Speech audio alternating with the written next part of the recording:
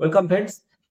আজকে আপনাদের সঙ্গে আলোচনা করব যে 26,000 সংখ্যাটা অ্যাকচুয়ালি 25,752 জন চাকরি বাতিল মামলায় শিক্ষক এবং অশিক্ষক কর্মচারী যে চাকরি বাতিল হয়েছে সেই মামলায় গত বৃহস্পতিবার মহামান্য সুপ্রিম কোর্ট জানিয়েছেন যে যারা টেন্টেড নয়, যারা দাগি নয়, 31শে ডিসেম্বর পর্যন্ত স্কুলে যেতে পারবে, তারা শিক্ষক হিসেবে থাকবে এবং 31শে ডিসেম্বরের মধ্যে সরকারকে নতুন করে পরীক্ষা নিতে হবে, নিয়োগ প্রক্রিয়া সম্পন্ন করতে হবে।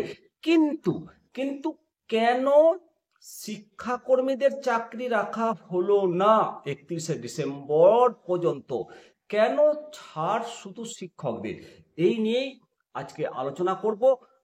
আপনাদেরকে নিমন্ত্রিত দর্শন, আমি শিবরাম সরকার। বন্ধুরা, আপনাদেরকে জানিয়ে রাখি যে দীর্ঘদিন শামসেরগঞ্জে নেট পরিষেবা বন্ধ ছিল।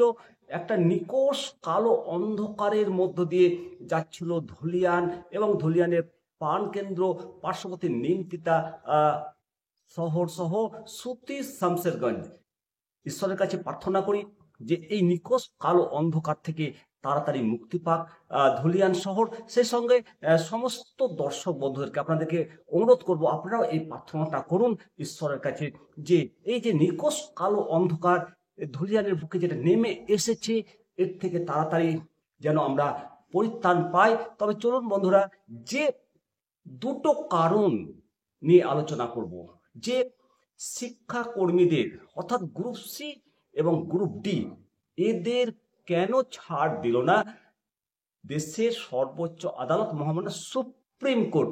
সুপ্রিম কোর্ট তার রায়ে এটা বলেছে মূলত যে সমস্ত শিক্ষক শিক্ষিকারা টেন্টেড নন তারা 31শে ডিসেম্বর পর্যন্ত স্কুলে যেতে পারবেন এবং তাদেরকে নিয়োগ প্রক্রিয়া সম্পন্ন করতে হবে 31শে ডিসেম্বরের মধ্যে।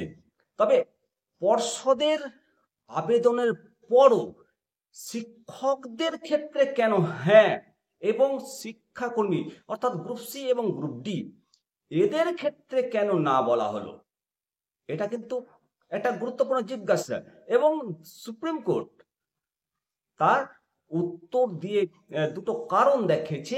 প্রথমত, এসএসসির যে চাকরি প্রার্থীদের অযোগ্য হিসাবে চিহ্নিত করা হয়েছে সেই টেন্টেডদের সংখ্যা, দাগি চাকরি যাদের গেছে, দাগি প্রার্থীদের তালিকা টেন্টেড হিসেবে, তাতে গ্রুপ সি এবং গ্রুপ ডি শিক্ষাকর্মীদের সংখ্যা শিক্ষকদের থেকে তুলনামূলক বেশি রয়েছে। দ্বিতীয় যে কারণ হিসেবে উঠে এসেছে, আদালত মূলত মানবিক কারণে দাগি নন এমন শিক্ষকদের আপাতত স্কুলে যাওয়ার অনুমতিটুকু দিয়েছে 31শে ডিসেম্বর। কেননা রাজ্যের স্কুলগুলোতে ছাত্রছাত্রীদের কথা ভেবে শিক্ষার স্বার্থে সুপ্রিম কোর্ট এই সিদ্ধান্ত নিয়েছে এবং শিক্ষকের অভাবে যে পঠন পাঠন ব্যাহত হচ্ছিল, ছাত্রছাত্রীরা যাতে বঞ্চিত না হয়, আদালত সেটা নিশ্চিত করতে চেয়েছে। অ্যাকচুয়ালি শিক্ষাকর্মীরা স্কুলে না গেলেও অন্যান্য কাজ আটকে থাকবে না, মূলত সেই কথা ভেবেই আপাতত শিক্ষকদের জন্য পর্ষদের আবেদনে সাড়া দিয়েছে আদালত। সেখানে শিক্ষাকর্মীরা কিন্তু স্বস্তি পাননি। আদালত জানিয়েছে যে আগামী 31শে মের মধ্যে নতুন করে নিয়োগ প্রক্রিয়া শুরু করতে হবে রাজ্য সরকারকে, আর সেই মর্মে ওই দিনের মধ্যে আদালতে হলফনামা জমা দিতে হবে সরকারকে। যদি হলফনামা না দেয় তাহলে সেই নির্দেশ প্রত্যাহার করে নেবে সুপ্রিম কোর্টের প্রধান বিচারপতি মাননীয় সঞ্জীব খান্না মহাশয়ের ডিভিশন বেঞ্চ বলে জানিয়ে দিয়েছে। সেক্ষেত্রে আবার প্রয়োজনীয় নির্দেশ দেওয়া হবে। যদিও রাজ্যের তরফে জানানো হয়েছে যে আদালতের সময়সীমা মেনে কাজ করা হবে। এদিকে রায়ে সুপ্রিম কোর্ট আরও জানিয়েছে যে চলতি বছরের মধ্যেই, মনে রাখবেন, চলতি বছরের মধ্যেই যদি নিয়োগ প্রক্রিয়া সম্পন্ন না করা হয় তাহলে কিন্তু নির্দেশ প্রত্যাহার করবে, আবার নতুন নির্দেশ জানানো হবে। সুতরাং অক্ষরে অক্ষরে আদালতের নির্দেশ রাজ্যকে কার্যকর করতে হবে এবং নতুন করে যে পরীক্ষা নেওয়া হবে তাতে অযোগ্য হিসেবে চিহ্নিত নন এমন শিক্ষকরা যেন বাড়তি কোনো ফেসিলিটি, কোনো সুযোগ সুবিধা না পান। এটা সুপ্রিম কোর্টের রায়ে জানিয়ে দিয়েছে যে চলতি বছরের মধ্যে যে নিয়োগ প্রক্রিয়া সম্পন্ন করতে হবে তাতে নতুন করে যে পরীক্ষা নেওয়া হবে তাতে কোনো মতেই অযোগ্য হিসেবে চিহ্নিত নন, অর্থাৎ যারা দাগি নন, যারা টেন্টেড নন, কোনো প্রকার যেন বাড়তি সুযোগ সুবিধা না পান।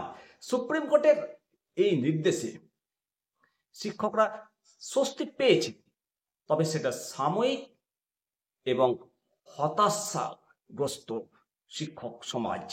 তাদের বক্তব্য যে আদালত শিক্ষক এবং শিক্ষাকর্মীদের যে সমান অধিকার সেটাকে স্বীকার করেনি। এক্ষেত্রে রাজ্যের মুখ্যমন্ত্রী জানিয়েছেন যে আদালতের এই রায় বড় স্বস্তি। তবে আদালতের এই রায় স্বস্তি যদি হয় এটা শুধু শিক্ষকদের ক্ষেত্রে, সেটা সাময়িক স্বস্তি, কিন্তু গ্রুপ সি, গ্রুপ ডি এদের কি হবে? এই বিষয়ে শিক্ষাকর্মীদের বিষয়টি নিয়ে রাজ্য কোন পথে এগাবে তা নিয়ে আইনজীবীদের পরামর্শ নিয়ে পরবর্তী পদক্ষেপ করবে রাজ্য সরকার এবং সরকারের প্রতি ভরসা রাখতে বলেছেন মুখ্যমন্ত্রী। এখানে প্রশ্ন ওঠে যে এই ভরসা রাখতে পারবে কি শিক্ষক সমাজ? একাধিকবার আদালত বলেছে যে যোগ্য অযোগ্য টেন্টেড এদেরকে পৃথকীকরণ করতে হবে, কিন্তু সেটা করেনি। আর এর ফলেই একটা বিশাল সংখ্যক শিক্ষক আজকে ঢুকরে ঢুকরে কাঁদছে আর বিদ্যালয়গুলো লাটে ওঠার মতো অবস্থা হয়েছে। পঠন পাঠন ব্যাহত, ছাত্রছাত্রীরা উদ্বিগ্ন, অভিভাবকরা উদ্বিগ্ন। এই অশনি সংকেত, এই কালো মেঘ থেকে কবে বেরাবে বিদ্যালয়গুলো? কবে পশ্চিমবাংলার শিক্ষক সমাজ মাথা উঁচু করে বলবে যে আমরা একেবারে স্বচ্ছভাবে নিয়োগ হয়ে এসেছি? এই সমস্ত শিক্ষক সমাজ সেই দিনের অপেক্ষায় রইলাম। অবশ্যই আপনাদের মতামত জানাবেন। আমি শিবরাম সরকার, আপনারা দেখছেন নিমতিতা দর্শন। বন্ধুরা, আপনাদের কমেন্ট প্রত্যেকটা আমাদের পাথেয়। ভালো থাকুন, সুস্থ থাকুন, আর অবশ্যই আপনারা ঈশ্বরের কাছে প্রার্থনা করবেন যে এই যে নিকোষ কালো ধুলিয়ান তথা নিমতিতার যে আপামর জনগণ একটা দুর্বিষহ দিনের মধ্যে দিয়ে আমরা এগিয়ে যাচ্ছি, এর থেকে মুক্তি কি সম্ভব নয়? সম্ভব হলে কিভাবে সম্ভব? আপনাদের কমেন্টের আশায় রইলাম।